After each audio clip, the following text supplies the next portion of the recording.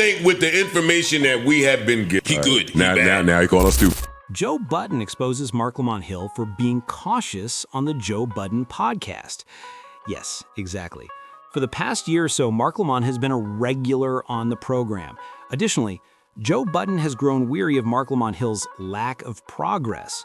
Not that it's the end-all be-all, but I believe that the majority of the audience have seen that Marc Lamont Hill tends to play both sides of the debate, never really offering his complete opinion and, kind of caving in to whatever topic comes up to avoid appearing too insane. The Cardi B divorce case is the first one. Because what do you think? He always do that my educated where he ain't really on either side of the fence. Because it's hard to take a side. What do you think with the information that we have been... There, Joe Budden pointed out that Marc Lamont wasn't actually offering his opinion. However, Marc Lamont did comment, "Yo, I think Cardi B should have to pay Offset," after Joe nudged him. However, the problem is that Marc didn't say it until Joe Budden pushed him. "Yo, just say it," it said. Simply state that you believe Cardi B should end Offset's involvement in the divorce. It is now possible to argue that he was merely vacillating and didn't want to take the initiative or be overly certain about the matter. Later, as they are discussing Young Miami sending letters of support for Diddy to receive a favorable sentence, Marc begins to speak. Joe Budden interrupts right away, saying, "Oh, he's about to both sides." To both sides, to live us. Now he about to just to get by. Just to get by.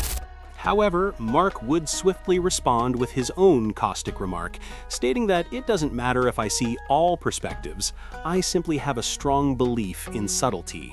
Sometimes I call nuance, right? Like I can consider a complex answer without being like, "Oh, he good, he bad." Additionally, he effectively calls Joe stupid in his retaliation. As you can see, Marc is someone Joe can't just go to and expect shots to come back in his own direction, and somewhat differently than Flip's, isn't he? Because Flip will halt the entire manufacturing if Joe Budden does the same to Flip. Flip is going to cause awkwardness.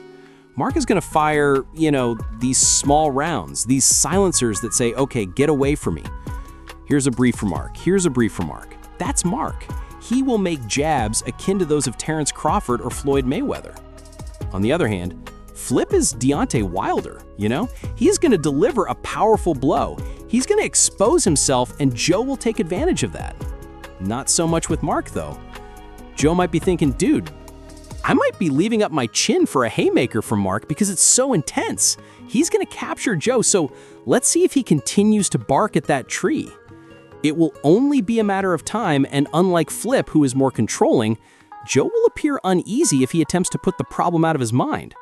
Following that, they have another conversation in which they discuss Amazon and book purchases. Not mine. I would charge you for the mention. Joe would make fun of Marc when he said he was shooting an advertisement and discuss how Amazon was doing their thing because they were so similar. "Yo, I just want to promote people that are going to put things on blast that are independent," Marc responds, retaliating somewhat. "And it seems like you're attempting to promote a larger company while I tried to promote myself. A third of the nation uses Amazon for daily mail, correct? I run a vodka business," he enjoyed saying. "Yo, but go over there and get some rock." Now, it has happened on this show previously, where Flip has attempted to advertise his products or whatever he is doing, and Joe has minimized it. However, Marc responds, "Back up off me, bro," using the same hard Mayweather and Andre Ward jab. "Get away from me. Stop attempting to disparage me since you are out there trying to destroy my company to advance Amazon. What kind of man are you? Keep it cool then, don't make it too explicit." Then Marc loses patience once more. He referred to Joe stupid and even scolded Flip for constantly waiting for Joe to say anything and taking credit for it. Before Joe gives his opinion? Sure. Okay. Oh, dang. This took place during a critique of the J Electronica CD. Correct. J Electronica is a huge favorite of Marc Lamont Hill. Everyone stopped talking when he began playing his music on the pod, except Parks, who only enjoys 5% of the music. Special thanks to Marc Lamont Hill and Parks. However, Marc observed that Flip is heavily influenced by Joe Budden's viewpoint. "Hey Doug, why don't you speak for yourself?" he said. Additionally, he cooked Joe and Flip. We'll have to wait and watch how this plays out, since many people have been asking when Joe Budden and Marc will clash. And I believe this was the first instance of that and might be the start of something new. Furthermore, I'm not claiming that there is any tension or anything of the sort. However, I do believe that Marc Lamont Hill's bags and techniques from the past year are becoming a little old and repetitive. Joe Budden was attempting to address it. When a topic is brought up, express your viewpoint. Don't weigh both perspectives because you're being PC right now. These days, Charlemagne essentially performs this function on The Breakfast Club. As you may see, Charlemagne was once similar to the Navy SEALs. He tended to delve extensively into areas he was unfamiliar with. He can sort of see the lake now. Oh my God, the water is a bit too deep. Playing it safe. I'm not sure if I want to go there. That's what Marc Lamont Hill is doing now. Tell me what you think, though. Did you notice any hints of a change in Joe Budden Marc Lamont Hill production style?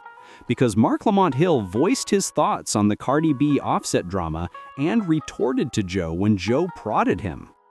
But Marc's tenure on the Joe Budden podcast is interesting, because in my opinion, Marc views the show as a kind of pleasant place where he doesn't really attempt to push himself or advance it.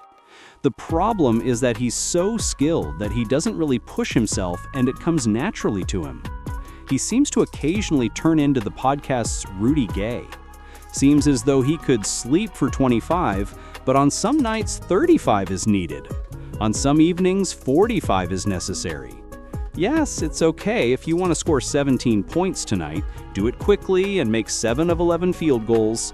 However, there are times when I need you to shoot indiscriminately and go 14 of 27 or 14 of 35. And I believe Joe Budden might be observing that there. Joe was also irritable the entire time. In a back and forth with Ish, he even criticized Ish for failing to bring up certain topics. Talk about real estate, being the backbone of the household. No, he don't. Building houses. He don't, though. Flipping companies. Thus, perhaps Joe Budden was experiencing a particular mood. However, I believe that your true feelings come to the surface when you're feeling grumpy. Furthermore, I believe that just because he was adorable doesn't imply that he wasn't experiencing these emotions, harboring them, or, to be more accurate, harboring them for a considerable amount of time. And we'll have to wait and watch how this develops. While listening to the podcast, I saw something that I believe will be fantastic if Marc does take it to the next level, which he kind of has throughout the first year, but it's just because he really likes it. I don't think Marc has been crazy like I'm going to try hard. He is being himself, and that is plenty. Let's examine that other level, though, the degree of Bomba mentality and podcasting mindset that others desire in you. We'll see if you can get it there. That podcast seems to be his playground, so I'm not sure whether he could take it there. As I usually say, please share your thoughts in the comments section. Had several of the segments in which we discuss the podcast in places with Marc Lamont Hill. I believe you should go there if you want to hear additional discussions about the show's backstage activities. Additionally, some podcasts are only available on Patreon, and I believe you will enjoy the material. It's definitely binge-worthy, and there's a ton of content, roughly 200, 300, or perhaps 300 pieces. And the Patreon is thriving.